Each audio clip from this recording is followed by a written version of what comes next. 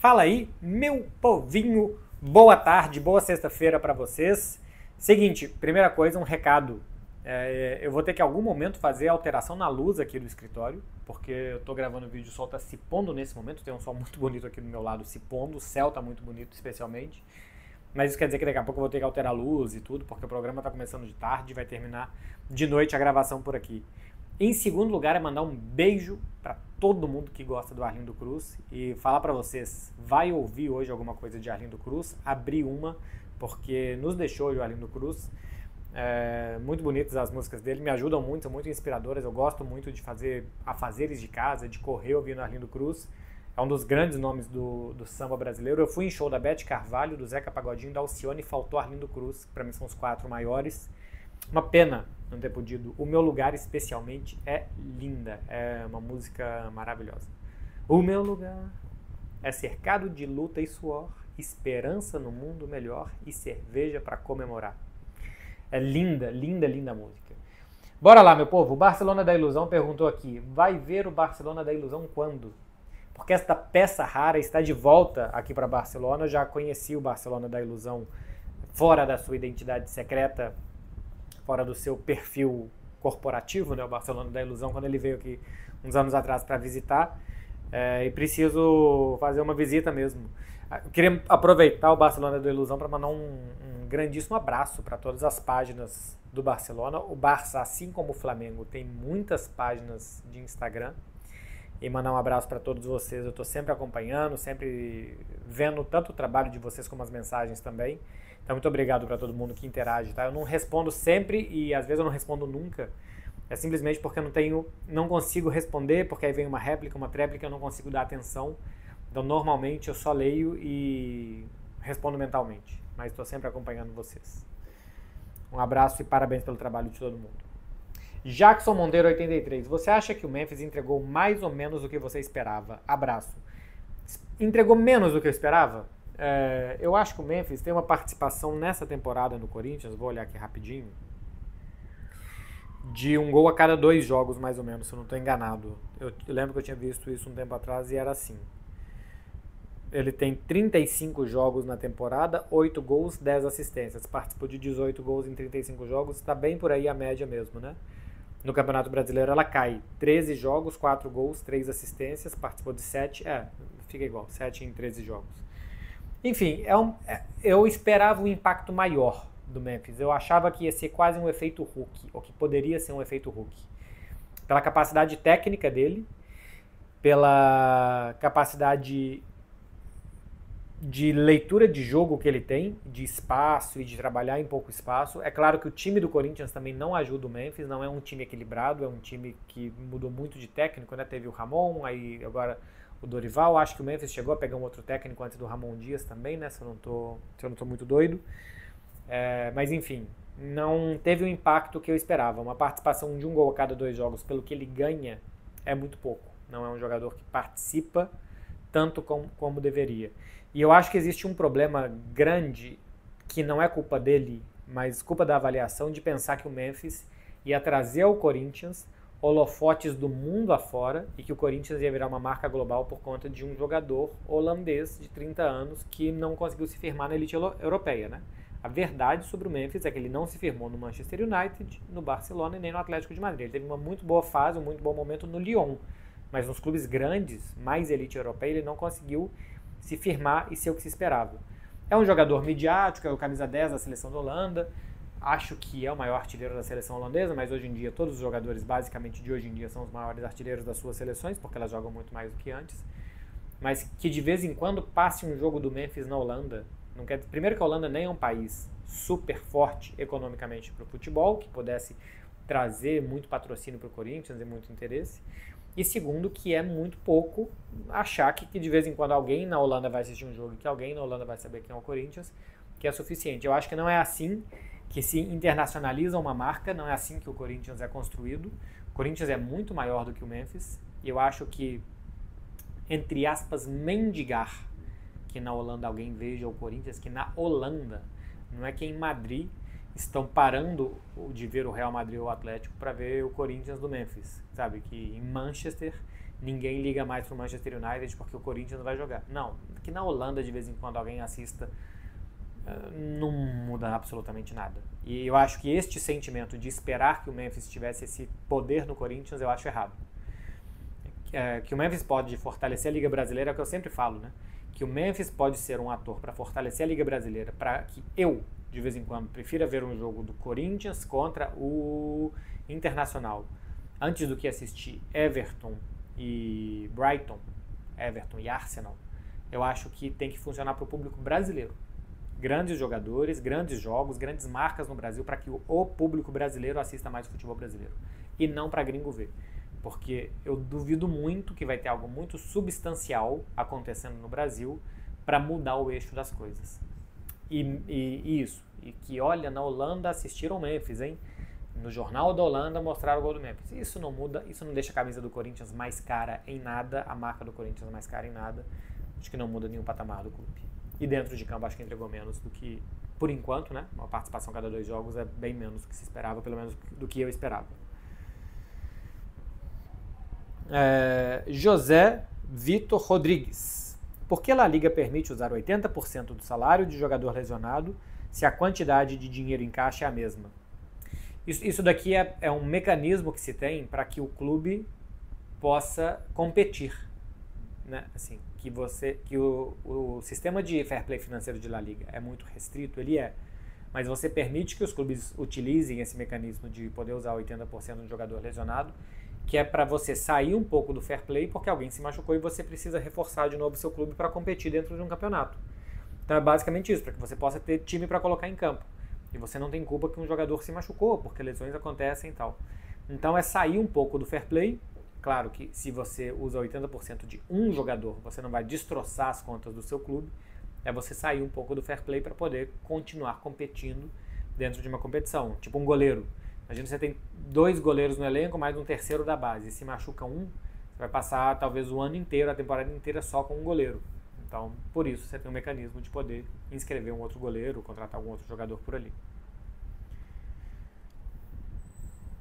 JRSC. Bom, e outra coisa, isso daqui por um período, né? Se é uma lesão de 4 meses, por exemplo, o cara pode ser inscrito, como foi o caso do Dani Olmo temporada passada, que entrou nessa pela lesão do Christensen, por 6 meses. Até dezembro, a época depois o Barcelona conseguiu lá, daquele jeito, a inscrição do Dani Olmo. Mas não é nem definitivo que o cara pode ser inscrito e continuar no plantel da equipe para sempre. Aquilo ali é uma coisa temporária enquanto o outro está machucado. Agora sim, JRSC, pela necessidade da saída de um zagueiro e idade, era melhor sair Inigo do que o Christensen? Não, eu acho que era melhor sair o Christensen ou o Ronald Araújo do que o Inigo, porque além de tudo, a saída do Inigo, ela não gera dinheiro para o Barça. Ele vai sair de graça. Ontem aqui nas notícias do Barcelona eu tinha falado, né, que deveria existir um acordo pela saída dele de graça, e de fato existe, porque eu já tinha escutado isso, tá? De vez em quando parece que é um pouco de orelhada assim falar as coisas, mas eu já tinha escutado, eu não sabia se valia para essa temporada também. Que o contrato do Inigo, uma vez que se acabasse, ou ele renovava com o Barcelona automaticamente, ou ele poderia sair de graça, já tendo renovado, se chegasse alguma coisa. Então, se vende o Christensen por 50 milhões, como o Christensen chegou de graça, você ganha 50 milhões. A saída do Inigo não gera nada de dinheiro, abre só o espaço que ele vai deixar de salário que ele leva embora, de fair play financeiro, e sai um zagueiro de rendimento imediato. Porque é um zagueiro, ele não é um zagueiro para 5 anos, mas ele é um bom zagueiro para 1 ano, até você pensar em qual seria o outro zagueiro para contratar por ali. Então a saída do Inigo é muito ruim. Pior do que ele só o Paulo Barsi, porque esse sim é um zagueiro de imediato, da base, também que não teve custo, e que vai durar mais 10, 15 anos. Tem pau para muito tempo ainda para o torcedor do Barcelona ficar tranquilo. Então, pior do que a saída do Inigo Martínez, só se fosse a do Paulo Barsi, se fosse de graça, mas é um zagueiro que hoje, para sair, alguém tem que pagar muito caro para levar ele. Então, de todos os negócios possíveis, esse era o pior para acontecer para o Barcelona. E foi o que aconteceu. Tem uma pergunta aqui do Eric Carlos, que muitos fizeram. Acha que o Schlotterbeck poderia ser uma boa reposição para o Inigo? Acho sim, tá? É um zagueiro de boa liderança também, de bom pé para fazer lançamento como o Inigo Martínez, de boa saída de bola pelo lado esquerdo. Acho de características muito parecidas, é porque o Barça não tem dinheiro.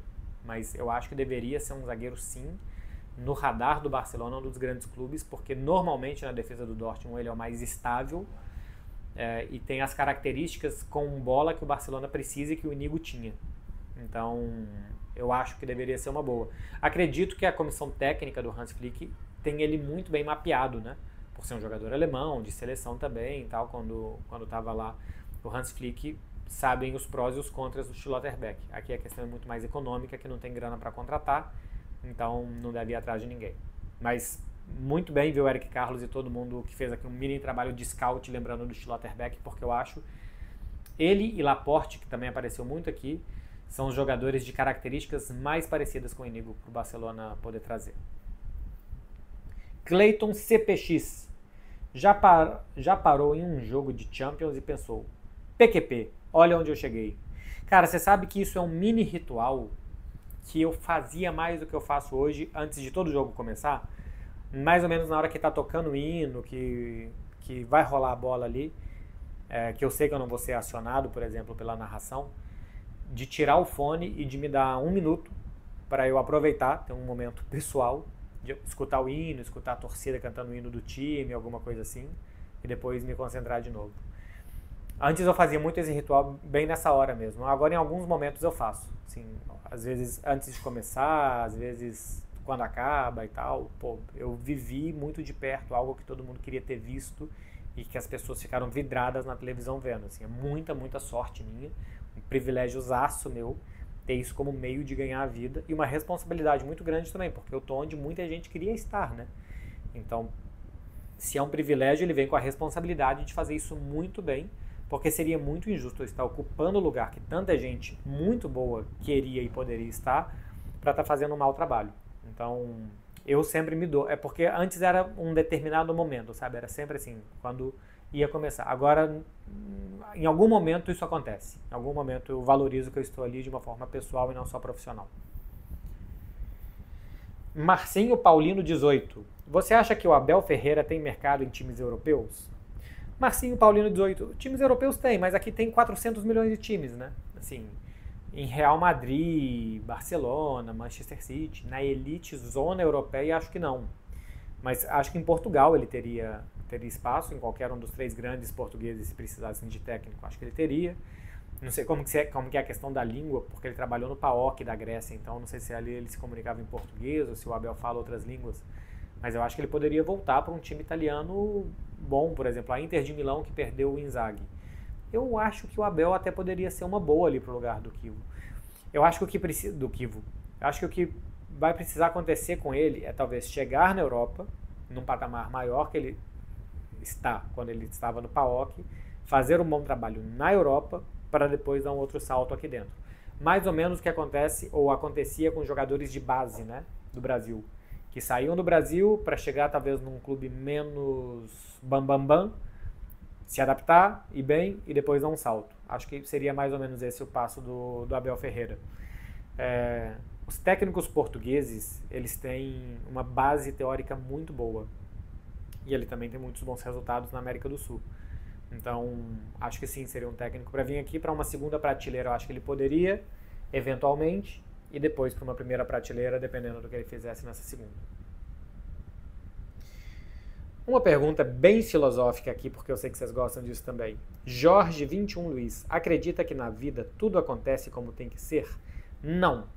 Porque se for assim, a gente não precisa ter responsabilidade com nada. Se a gente pensar, tudo acontece por um motivo, tudo acontece no tempo que tem que ser, tudo acontece do jeito que tem que ser. Pô, então eu vou parar de estudar, vou parar de trabalhar e vou deixar, porque meu destino já está traçado, né? O nosso destino, a gente escreve ele todos os dias. A página do livro de amanhã, a gente escreveu hoje o que vai acontecer amanhã. A gente vai colher amanhã o que a gente está plantando hoje. Então eu não acredito em destino, não acredito em que está tudo escrito e tal. Se eu não tivesse trabalhado muito, eu fui um grandíssimo privilegiado, né?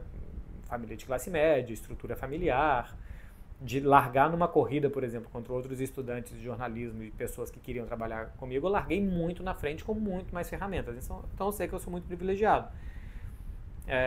Se eu não tivesse ralado muito, outras pessoas teriam me ultrapassado.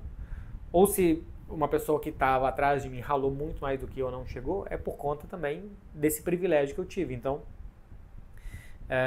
nem tudo está escrito, a gente precisa escrever. Se hoje eu parar de trabalhar, amanhã não vai cair nada no meu colo. É isso, né? Assim, eu tive todos esses privilégios, mas nada veio de graça também teve fruto do meu trabalho, isso serve para tudo na vida. Se você não cultivar suas relações, suas amizades, elas vão acabar.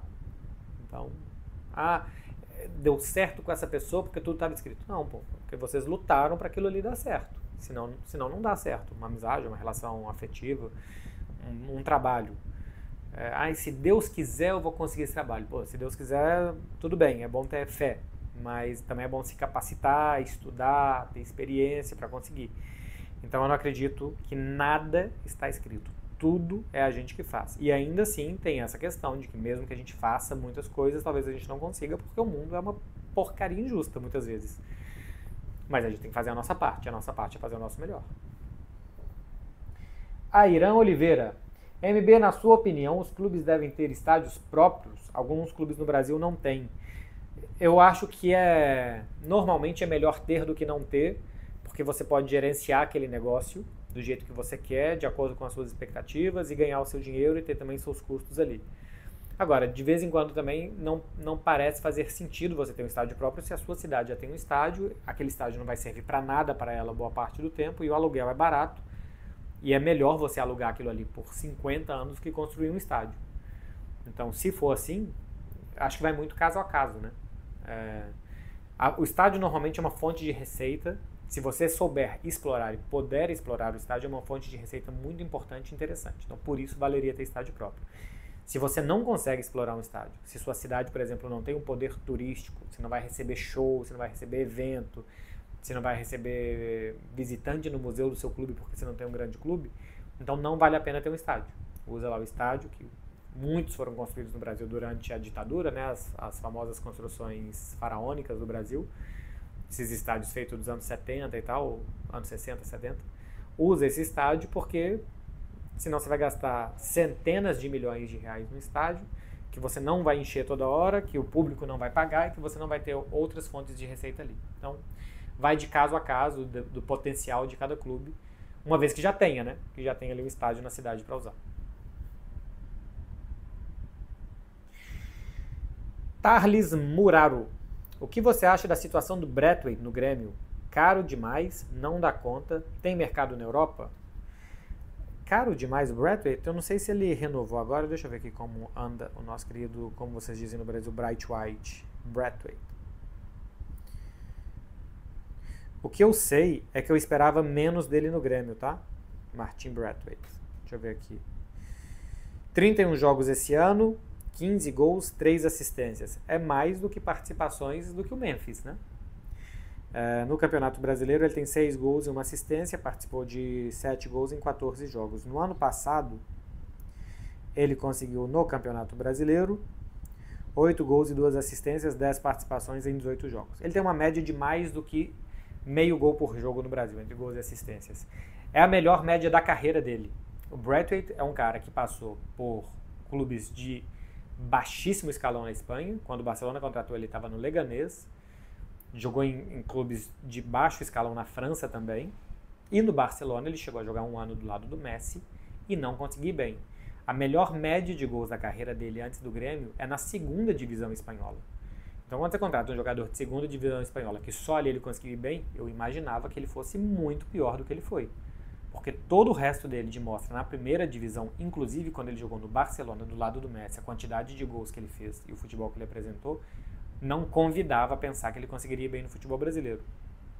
Pelo que ele está demonstrando até aqui, é mais, por exemplo, do que o Memphis Depay, é mais do que ele sempre mostrou, então para mim me surpreende que ele tenha ido tão bem, só que eu não sei quanto que ele custa, tá? A questão do custo-benefício do Braithwaite eu não sei dizer, porque eu não sei o quanto que ele custa.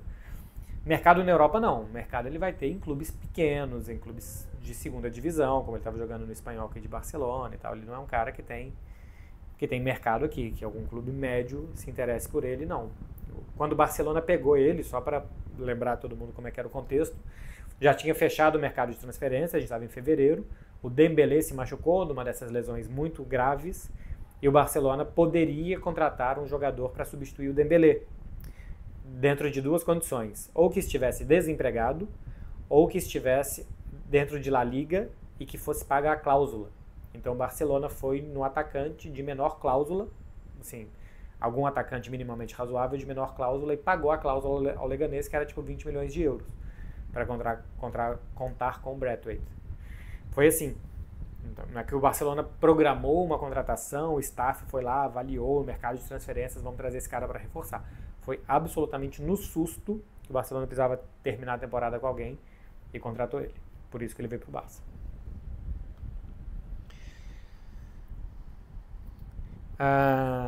Eliserdes Israel. Palpite sobre a bola de ouro e troféu Copa, masculino e feminino. Bola de ouro, eu acho que vai ganhar o Dembélé. Eu já fiz aqui um vídeo falando sobre Dembélé, Rafinha e Lamine. Para mim são esses três, os três primeiros colocados. Eu acho que tem motivos para que qualquer um dos três seja o primeiro. Acho que a gente tem uma disputa muito equilibrada. E para mim qualquer um que ganhar seria justo. Rafinha fez uma temporada incrível no Barcelona, muito bem nos grandes jogos. Dos três é que tem os melhores números. O Lamine Yamal para mim foi quem jogou o melhor, quem despertou mais brilho nos olhos, quem colocou o time nas costas muitas vezes, quem puxou a responsabilidade, teve mais ações. E o Dembélé terminou com o título mais importante. Eu acho que esse é o fator que diferencia o Dembélé dos outros.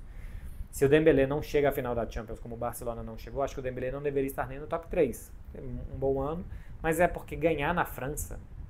O PSG ganhou todos os títulos. Só que ganhar os títulos da França tem pouco valor para o PSG, né? O PSG sempre ganha, jogando bem ou jogando mal. O que tem valor de título para o Dembélé é ganhar Champions. Agora, quando você ganha La Liga e todos os títulos da Espanha, ganhando 2 finais contra o Real Madrid, você tem o Real Madrid como adversário de La Liga, tem muito mais mérito do que ganhar os títulos da França. Muito mais méritos, nem se compara. Assim como quem ganha os títulos na Inglaterra tem mais mérito do que ganhar os títulos na França. Porque é assim. Só que a Liga dos Campeões, eu acho que é um fator muito decisivo, deve ser levado muito em consideração, e o Dembélé ganhou e os dois do Barcelona não. Então eu acho que o Dembélé vai ganhar no masculino. No feminino eu acho que vai ser a Alessia Russo, porque ganhou a Champions com o Arsenal e ganhou a Euro também com a seleção inglesa e ainda fez gol na final. O Copa eu acho que vai ganhar o Ansu Fati. Não sei nem porque eu pensei no Ansu Fati. O Lamine Yamal, mais uma vez. Do feminino eu não sei. Não acompanho tanto assim o feminino, acompanho basicamente o Barcelona feminino. Eu vi que a Vicky Lopes está indicada, foi muito bem essa temporada, mas é uma reserva. A Linda Caicedo do Real Madrid, muito mais titular do que ela, por exemplo, foi indicada também. Mas eu não consigo acompanhar, não tenho tempo para acompanhar todos os times da elite europeia feminina para poder julgar. Então, não consigo nem opinar direito. Gonçalo Linhares. Vemos muitos extremos de pé trocado, porém raramente laterais. Por que isso não acontece? Cara, o ponta de pé trocado, ele vai para 1 contra 1, puxando para dentro para uma área muito perigosa de chute. Então, normalmente, quando ele faz isso, ele passa do lateral, ele gera um desequilíbrio na defesa, um certo pânico, desespero, que tem que vir um zagueiro rapidamente bloquear, ou não vai conseguir bloquear, ou vai abrir espaço para algum passe, para alguma coisa assim. Então, ele joga numa zona de campo, que ele jogar em diagonal vai bagunçar muito o sistema defensivo adversário. O lateral de pé trocado, a gente viu até o Cancelo fazendo isso, e o Felipe Lan há algum tempo jogou pela esquerda também, sendo destro, mas ele tende a afunilar muito pelo meio, ele se encavala ali com os meio-campistas, ele ocupa o espaço dos meio-campistas, então você precisa ter, primeiro, um lateral que consiga jogar como um meia, segundo, meio-campistas que abram o jogo de algum jeito, o Zinchenko, por exemplo, também, né, muitas vezes sai da lateral, nem é de pé trocado, mas joga por dentro para abrir espaço para o lado, para o ponta. No Arsenal, ele fez isso no Manchester City, alguma coisa, mas no Arsenal também fez. Mas se você tem laterais entrando, os seus volantes e os seus meios vai ficar muita gente congestionado ali, vai ficar um setor muito povoado, a chance de ter pouco espaço, a bola pererecar para cá e para lá e rebater e dar contra-ataque é muito grande. Então os laterais servem normalmente para abrir o campo. Você abre o campo, você abre o time adversário e aí você aproveita depois esse espaço gerado. Acho que é por isso a diferença dos pontas e dos laterais, a função que cada um tem. Augusto Abreu 8. Acha que é fim de ciclo para o Abel Ferreira? Acho. Eu acho que o time não está jogando bem como antes. Ele não está conseguindo extrair dos jogadores o que ele já extraiu. Ele não está conseguindo os resultados que ele já conseguiu, né? A gente viu aí de Campeonato Paulista e de Copa do Brasil, pelo menos até aqui. E ele parece também muito cansado. Ele parece cansado, de saco cheio, estressado demais. Me parece que foi excelente para o Palmeiras e que será muito bom também que saia. que o Palmeiras já conseguia pensar num técnico, perfil. É muito difícil de achar alguém que faça o que o Abel fez. Mas o processo de reconstrução e de... não só a reconstrução de time e de jogadores, mas também de ânimo do Palmeiras, eu acho que ele está tendo dificuldade. Então, me parece sim um fim de ciclo, um fim de energia do Abel Ferreira no Palmeiras. E cada vez mais infeliz nos pós-jogos, né? Sim. Há muito má capacidade que o Abel Ferreira tem de manter a postura, é triste. Alberto99 Cruz. Agradecer, pois você foi essencial no meu último ano, sozinho, distante e me salvou. Não tem pergunta aqui, isso que nem é para retweetar um elogio, para fazer alguma coisa assim, mas é para agradecer essas mensagens que eu recebo e para falar que isso também acontece comigo, tá? E eu acho muito legal que vocês mandem mensagens assim para os produtores de conteúdo que servem como companhia para vocês. As pessoas não perceberam muito que o mundo mudou, mas que antigamente o rádio tinha esse papel, a televisão tinha esse papel de ser nossos companheiros em momentos difíceis. O meu avô, por exemplo, era caminhoneiro e taxista depois. Meu avô passava a vida escutando rádio enquanto dirigia, então as músicas de rádio, os programas de rádio foram muito importantes para ele. Eu e meu pai, a gente ia muito no estádio quando eu era pequeno, e escutando Itatiaia. Então os locutores, comentaristas, repórteres da Itatiaia foram muito importantes para mim e para meu pai, para a gente se conectar, para a gente falar de futebol. E hoje isso acontece com os canais de YouTube. Então, o comunicador muitas vezes é uma companhia para a gente. E eu sei que eu sou para vocês muitas vezes.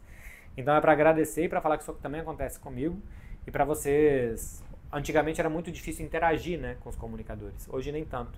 Então para vocês mandarem isso para as pessoas que vocês admiram e tal, para os comunicadores que vocês gostam. Não estou nem falando para vocês depois encherem minha caixa de mensagem com isso, mas mandarem para os outros, porque é uma parte muito boa do nosso trabalho, a gente poder ser companhia e ajudar pessoas, porque também tem dia que eu não estou bem, tem dia que eu não estou, sei lá, meio estressado assim, e eu sei o que colocar em cada momento, qual tipo de conteúdo que eu preciso para cada momento psicológico que eu estou, por aí.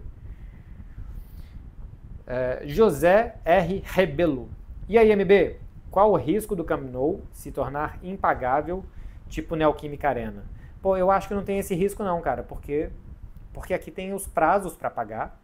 O Barcelona tem os prazos para pagar ali os pacotes de 500 milhões que ele deve. E isso vai sendo retirado da própria receita que o Camp Nou gerar.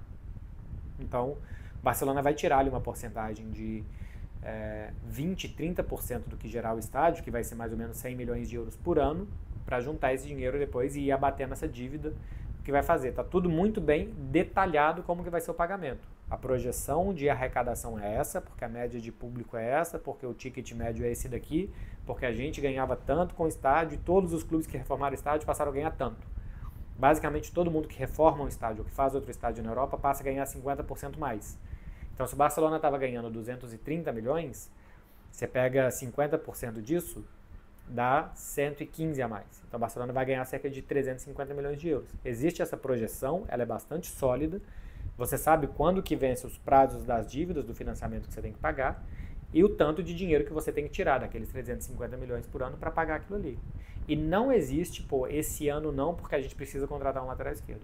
Isso não pode existir.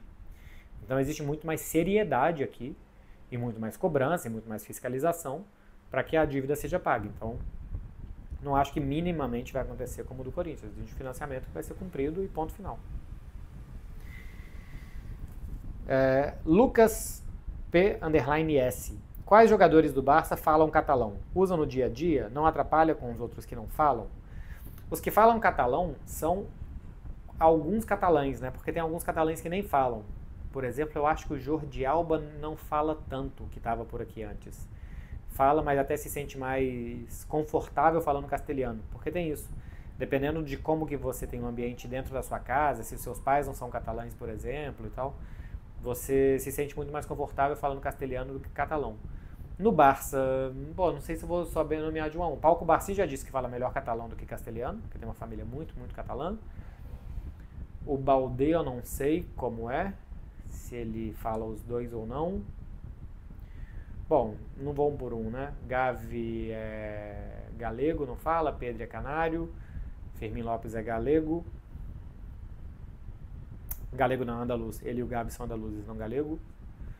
Dani Olmo é catalão, mas também fala castelhano. Bom, normalmente é assim. Entre eles, quando estão só os catalães, eles falam catalão. mas dentro do vestiário, por exemplo, na hora de passar instrução para um jogador, dentro de campo, na hora de pedir a bola e tal, todo mundo fala em castelhano, que é o mais fácil. É o mais fácil que todo mundo se entende. Então acho que não gera nenhum tipo de prejuízo entre eles, a não ser que, claro, que você vai ter mais grupos de amigos, um pouco mais talvez de panelinha, por assim dizer, ou de afinidade, porque você vai sentar ali numa mesa que estão os catalães, se você não fala, você não vai entender ele na hora do almoço, do café, alguma coisa assim, na hora da resenha. Mas acho que não tem nenhum prejuízo muito grande por isso não. E dentro de campo todo mundo fala castelhano. Em outros clubes vão falar outros idiomas, mas dentro do Barcelona, dentro de campo, todo mundo fala em castelhano. Pô, se o Chesney vai pedir alguma coisa pro Christensen, aí ele fala inglês, porque os dois falam inglês muito fácil. É um polonês, um dinamarquês, e ele fala, pô, marca aquele cara ali. É bem provável que ele grite em inglês e não em castelhano pro Christensen. Mas, no geral, tem uma linguagem castelhana sem nenhum problema. Arthur Busanello, por que mudou de casa? Porque eu quero ir pra praia todo dia, basicamente. Estou indo pra praia todo dia, ou de manhã, ou no fim do dia. Estou indo pra praia sempre. Queria ter uma nova experiência em Barcelona, são 10 anos aqui, eu sempre morei no centro e tal, em diferentes lugares do centro da cidade, e nunca tinha morado tão perto de algo que eu gosto tanto que é a praia. Então, a minha ideia foi estar 2 minutos andando da praia, que é o que eu estou agora. A ideia foi qualidade de vida, aproveitar o dia, o ar livre, o tempo de Barcelona para fazer outras coisas. Elisa ST Garcia, qual o tamanho da sua camiseta Insider? Queria dar de presente pro meu namorado. M. As camisas da Insider que eu mostro aqui para vocês, eu uso o tamanho M, as tech t-shirts da Insider. Eu comprei também uma tech t-shirt, duas ou três, de manga longa, tamanho M também. Veste super bem, tá? Não fica a camisa da tia Sônia, não. Veste bem tranquilo mesmo, a camisa M. E são muito boas mesmo. Podem ir lá. No vídeo anterior aqui tem lá o cupom para vocês terem 15% de desconto. O cupom é Beckler. Paulo Jarureque. Quem era o Marcelo de 23 anos? Ele sonhava que chegaria onde está hoje? Cara, eu com 23, eu tinha... Isso era 2009. 2009 eu sonhava, sabe por quê? Eu fiz o processo do Passaporte Sport TV, que mandava correspondentes para trabalhar na Europa. Eu não passei, na turma que eu fiz, eu cheguei até o final do processo, quem passou foi... Caramba, me fugiu agora o nome. Foi um menino que faleceu até, que era muito bom, ele era muito bom, ele era um craque. Agora eu não lembro o nome, faleceu tem algum tempo. Mas quem veio aqui para Barcelona foi a Domitila Becker. Nessa época eu sonhava. Pô, eu com 23 anos, eu trabalhava na TV Horizonte, em Minas, eu já estava inserido na imprensa esportiva mineira desde 2007, então eu já tinha 2 anos de experiência lá. Comecei a trabalhar em 2006, na verdade, então já tinha 3 anos de experiência, eu estava muito feliz, mas eu não imaginava que eu trabalharia com Champions, que eu entrevistaria os melhores jogadores. Para mim, trabalhar na imprensa a nível Minas Gerais já era um grandíssimo feito, já estava muito, muito feliz. Nem pensava em trabalhar a nível nacional, muito mais internacional. Então, profissionalmente eu era assim, pessoalmente era mais bobo do que hoje. Estou bem mais esperto quando eu tinha 23 anos. Nick Carmo, fala Marcelinho do Beckler. Eu sempre tento ler com voz de Fred Caldeiro. O que você espera do Liverpool nessa temporada? Eu estou um pouco desconfiado, porque o Liverpool na temporada passada dependeu demais da fase do Salah. Teve uma fase incrível, até fevereiro foi muito bem o Salah, quando ele teve uma queda o time caiu junto. Eu sei que está se reforçando, que está mudando as laterais, que chegou o Wirtz para o meio campo, que já chegou o Ekitike, ainda pode chegar o Isaac, que é um time que talvez mude meio time em relação ao time que já foi campeão inglês com muita sobra, o campeonato mais difícil da Europa. Só que a super dependência do Salah, se ela não for sanada para esse ano, pode ter um preço caro, porque é um jogador cada vez mais velho, que se lesionar e tal, vai fazer muita, muita falta. Então acho que é um time forte, acho que é um time candidato a tudo, mas eu tenho uma pulga atrás da orelha pela dependência do Salah. Eu quero ver esse time rodar e ver se é o Salah que vai participar como ele participava de 2 a cada 3 gols do Liverpool, se a coisa vai ser mais dividida. Se for mais dividido, eu acho que deixa o time ainda mais temível, porque não depende do Salah estar muito bem para que tudo aconteça. Matheus F. Lima. Isaac vale 150 milhões de euros? Teve uma vez que acho que foi o Guilherme Prado, que é muito bom jornalista, foi assessor de imprensa do Corinthians, trabalha hoje com clientes que não é um clube de futebol. Ele disse, existe mais dinheiro que bons jogadores. E ele estava muito certo. Você não tem tantos atacantes, daqui a pouco vai ter uma pergunta aqui sobre o Gyökeres, sobre o Chesco. Você não tem tantos grandes jogadores como os clubes podem pagar. Então, de vez em quando, você tem mais clubes precisando de 9 do que um 9. Você imagina, você tem 6 clubes precisando de um centroavante. 6 clubes grandes precisando de um centroavante. E você tem 3, 4 centroavantes disponíveis. Esses caras vão ficar muito caros, muito caros. Então, se o Isaac vale 150 milhões de euros, isso aqui é simplesmente capitalismo. Oferta e demanda.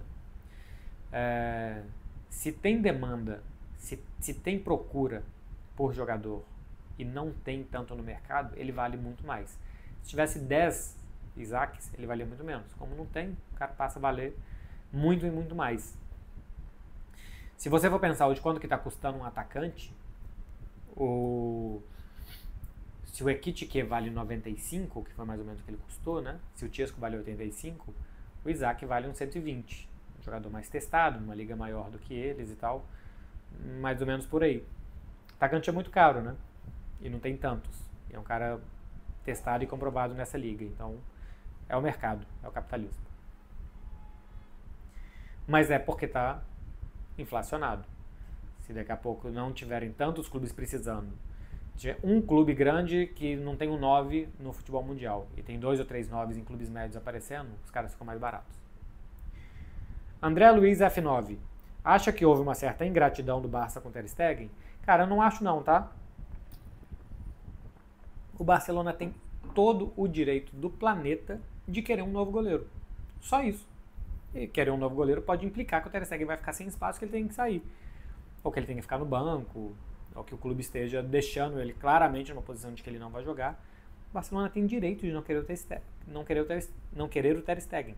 Não acho que tem nenhuma ingratidão. Nada. É uma questão técnica. O Barcelona entende hoje que tecnicamente o Ter Stegen não é mais aquele goleiro. Contratou outro. A partir daqui o Ter Stegen busca a vida dele. É assim. Acho que não tem nenhum problema não. Rafa Batista 2. Com a saída de Flamengo e Palmeiras da Copa do Brasil, o Cruzeiro se torna favorito ao título. O Cruzeiro hoje é favorito ao título da Copa do Brasil, porque se a gente pegar os outros concorrentes dele na Copa do Brasil, ele é quem está jogando melhor. Hoje, né? No dia 8 de agosto. Só que a Copa do Brasil é um torneio longo, mata-mata, rivalidade, um bom dia ou um mau dia, tudo pode acontecer. Mas um time que se defende bem como o Cruzeiro se defende, está muito perto de ganhar esse tipo de jogos, né? Normalmente os campeonatos se ganham mais com as defesas do que com os ataques. Estatisticamente é assim. Então, com a ausência de dois times muito estáveis do futebol brasileiro, com grandes elencos, com grandes jogadores com poderio individual, o Cruzeiro se torna, hoje, um favorito. O Atlético também pode ser. O Atlético, nos últimos anos, é, depois de Flamengo e Palmeiras, o time mais estável também do futebol brasileiro. O Botafogo passou, né? Passou do Bragantino. Então, acho que são esses três aí dos 8. Mas, assim, repito, isso é hoje, 8 de agosto, num torneio de mata-mata, que um dia mal te penaliza. Mas hoje, quem joga o melhor futebol do Brasil, tirando Palmeiras e Flamengo, é o Cruzeiro. Então, na ausência desses dois, por lógica, o Cruzeiro é o favorito a ganhar a Copa do Brasil nesse momento. Renan28 Oficial, a pergunta do Chesco que eu falei aqui, ó. Chesco no Manchester United é um encaixe perfeito com o estilo do Ruben Amorim. O que você acha? Tem o Rafa Scout, que é um muito bom scouter e também é um cara que explica futebol muito bem, tá lá no Instagram. Ele fez um post esses dias falando sobre essa procura pelo 9 perfeito, né? Ele falou até da posição de zagueiro canhoto, que eu já mostrei aqui pra vocês também alguma vez. E ele fala desse atacante hoje em dia, que tem um perfil mais ou menos do Haaland, do Gyökeres e de Chesco e de outros, que é um atacante muito alto, corpulento, que dentro da área ele é muito bom finalizador, é um killer, que não precisa de uma técnica super refinada, mas que vai muito bem no espaço para correr, quando o time coloca para correr contra os zagueiros adversários, que fora da área ele tem algum manejo de fazer o pivô, de disputar a bola no alto, alguma coisa assim, mas que não é um 9 super construtor de jogo, tipo Benzema, Luizito Soares era mais, Julián Álvares e tal, e que esse 9 hoje está muito cobiçado. O Chesco é esse jogador, tem características assim, cara rápido na arrancada, dentro da área ele é um bom finalizador de cabeça, de pé também, é um atacante mesmo, um centroavante, fora da área ajuda alguma coisa também de pivôs e tal, mas é melhor na corrida do que dominando a bola.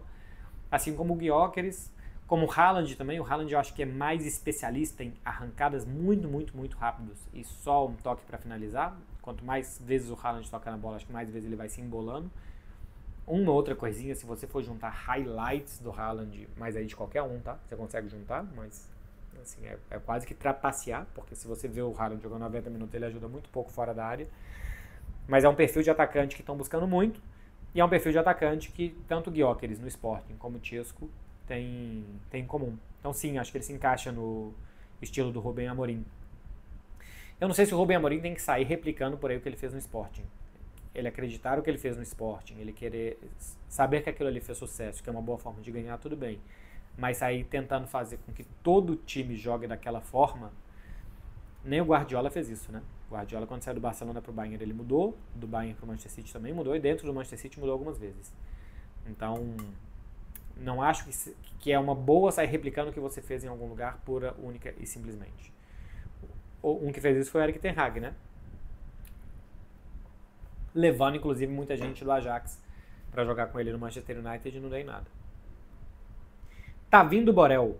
Já pensou em fazer crossfit? Manda salve. Salve. Já pensei e logo depois eu desisti. A taxa de lesões é muito maior do que na musculação, muito maior mesmo do que na musculação. Precisa de horário para fazer, os boxes estão sempre cheios. Eu gosto de ir para academia vazia, tranquila, faço ali musculação escutando um podcastzinho de notícia ou uma música tranquila e não com aquela pressão da aula ali de muita gente fazendo. Na academia que eu malhava até tinha aula de cross hit, de cross match, alguma coisa assim, que era um crossfitzinho ali, quando não tinha muito tempo, fazer 30, 40 minutos, fazia ali um full body, né? Alguma coisa que mexia todo o corpo, para não deixar o corpo parado. Mas o índice de lesão é grande demais, e se eu lesionar eu fico parado e eu fico doido. Então, prefiro musculação porque se lesiona muito menos. E porque eu vou no meu ritmo, no meu tempo, eu não preciso saber que às 4 horas da tarde, às 5 horas tem aula, então eu preciso estar lá. Porque eu posso ir a 1h30, não é? Todos os horários que eu passei aqui são horários de mulher de senador, né? Como eles dizem. É horário de quem não trabalha em horário de CLT. Mas é porque meus horários são diferentes mesmo por conta da dinâmica do trabalho. Para finalizar, underline Mari A. Se você pudesse comer uma coisa só para o resto da vida, o que seria? Isso mesmo que vocês estão pensando. Vai falar que vocês aí do outro lado não.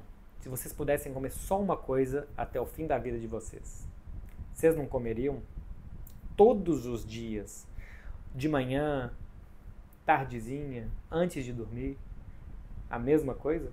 Todo dia, até o fim da vida. É uma monogamia alimentar. Comer a mesma coisa. Eu sim, comeria avocado on toast, pãozinho com avocado e ovo mexido por cima, todos os dias da minha vida. Seria a comida. Não sei o que vocês estavam pensando, tá? Não sei o que a mente poluída de vocês numa sexta-feira de tarde ou de noite estava pensando. Mas eu estava pensando no que é o meu café da manhã há anos, todos os dias. E que eu comeria às vezes... Tem dia que eu vou dormir ansioso pro café da manhã do dia seguinte. E é repetitivo, hein? É repetitivo. Então, comeria. Lembrando a receita aqui pra vocês. Pão tostadinho, pega um avocado, amassa, sal, pimenta, pode colocar ali espremer um limãozinho, ovo mexido, quer colocar uma fatia de queijo no ovo, na hora de mexer ele para dar uma liga ali, para dar um gostinho? Pode. Coloca também sal e pimenta no ovo, coloca o avocado por cima do pão, o ovo por cima dos dois, tá feito. Todos os dias isso, até o fim da vida. E é fácil. Espero que eu tenha respondido o que vocês queriam, meu povo. Ó, pra quem fala, você nunca responde minha pergunta, você nunca responde, não vou mais mandar, eu vou mostrar pra vocês aqui, coisa que eu já fiz. Já até acabou, eu vou ter que ir lá nos arquivos aqui, porque já saiu o story do ar. Mas pra mostrar pra vocês por que eu não respondo muita gente. Porque... E tem gente que fala assim, pô, semana passada eu mandei essa pergunta aqui, mas você não viu e tal. Olha só. Ó. Ó por que eu não respondo. Ó por que eu não respondo. Porque isso aqui não acaba. Não acaba. Isso aqui são todas as perguntas que vocês mandaram nas últimas 24 horas. Eu agradeço muito que vocês mandaram. Eu tento ler a maioria. Eu tento responder aqui muita pergunta que junta o que muita gente perguntou. Mas, cara, eu posso ficar fazendo isso aqui até amanhã, tá? Acabou. São milhares de perguntas que vocês mandam, então por isso que eu não respondo, porque tem gente que fala, mano, toda semana eu nunca nem vi a sua pergunta, porque em milhares de vez em quando não aparece. É isso daqui, meu povo. Beijo pra vocês, hein? Vai aproveitar a sexta-feira de vocês, vai ouvir um Arlindo Cruz e vai comer algo que vocês comeriam todos os dias, especialmente no final de semana. Vai muito bem para tirar aquela tensão da semana. Tchau, tchau, gente. Valeu.